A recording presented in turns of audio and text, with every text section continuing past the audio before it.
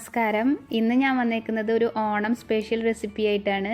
അപ്പോൾ സദ്യയിൽ തന്നെ ഒഴിച്ചുകൂടാൻ പറ്റാത്തൊരു വിഭവമാണ് പച്ചടി. പച്ചടി തന്നെ നമുക്ക് പലതരത്തിൽ ഉണ്ടാക്കാം. ഞാനിന്നിവിടെ ഉണ്ടാക്കുന്നത് പൈനാപ്പിൾ വെച്ചിട്ടുള്ള പച്ചടിയാണ്. അപ്പോൾ ഇതെങ്ങനെയാണ് ഉണ്ടാക്കുന്നതെന്ന് നോക്കാം. ഏകദേശം 200 ഗ്രാം പൈനാപ്പിളാണ് ഞാനിവിടെ എടുത്തേക്കുന്നത്. ഇതിനെ ചെറിയ കഷ്ണങ്ങളാക്കി മുറിക്കുക.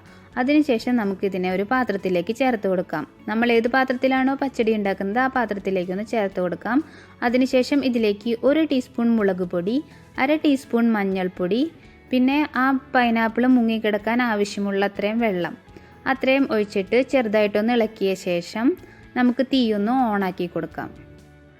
തീയൊന്ന് ഓണാക്കിയ ശേഷം ഇതിലേക്ക് ആവശ്യത്തിനുള്ള ഉപ്പ്, 2 പച്ചമുളക് നെടുകെ കീറിയത്, പിന്നെ കുറച്ച് കറിവേപ്പില, പിന്നെ ഒരു 2 ചെറിയ കഷ്ണം ശർക്കര എന്നിവ ചേർത്തിട്ട് ചെറുതായിട്ടൊന്ന് ഇളക്കി കൊടുക്കാം.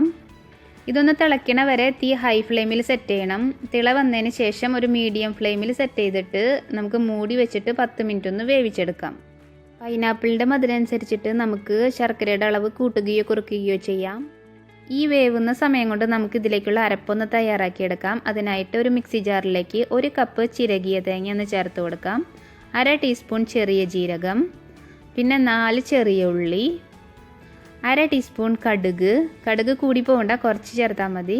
പിന്നെ ഇതിലേക്ക് ആവശ്യത്തിനുള്ള കുറച്ച് വെള്ളം കൂടെ ചേർത്തിട്ട് നല്ല പേസ്റ്റ് പരുവത്തിലൊന്ന് അരച്ചെടുക്കാം.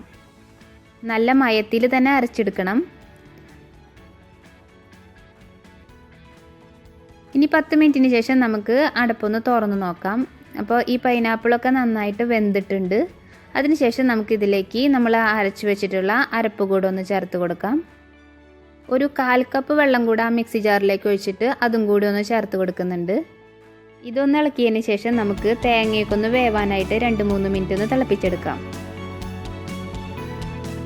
തേങ്ങയൊക്കെ വെന്തതിന് ശേഷം നമുക്ക് ഇതിലേക്ക് നല്ല കട്ടിയുള്ള 1 കപ്പ് തൈര് കൂടെ ഒന്ന് ചേർത്ത് കൊടുക്കാം.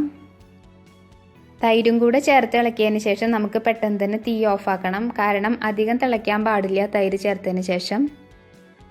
അധികം തിളപ്പിച്ചാൽ ചിലപ്പോൾ തൈര് പിരിഞ്ഞു പോകാൻ ചാൻസ് ഉണ്ട്. അതുകൊണ്ട് തീ പെട്ടെന്ന് തന്നെ ഓഫാക്കാൻ പ്രത്യേകം ശ്രദ്ധിക്കണം. തീ ഓഫാക്കിയതിന് ശേഷം നമുക്ക് ഇതിലേക്ക് ആവശ്യത്തിനുള്ള ഉപ്പ് കൂടെ ഒന്ന് ചേർത്ത് കൊടുത്ത് ഇളക്കി കൊടുക്കാം. ഇനി ഇതിനെ ഒന്ന് താളിച്ചെടുക്കണം നമുക്ക്. അതിനായിട്ട് 2 ടേബിൾ സ്പൂൺ വെളിച്ചെണ്ണയിലേക്ക് 1 ടീസ്പൂൺ കടുകും, 1/2 ടീസ്പൂൺ ഉലുവയും, 2 വറ്റൽമുളകും, പിന്നെ കുറച്ച് കറിവേപ്പിലയും കൂടെ ചേർത്ത് പൊട്ടിച്ചിട്ട് ഇതിലേക്കൊന്ന് ഒഴിച്ചു കൊടുക്കാം.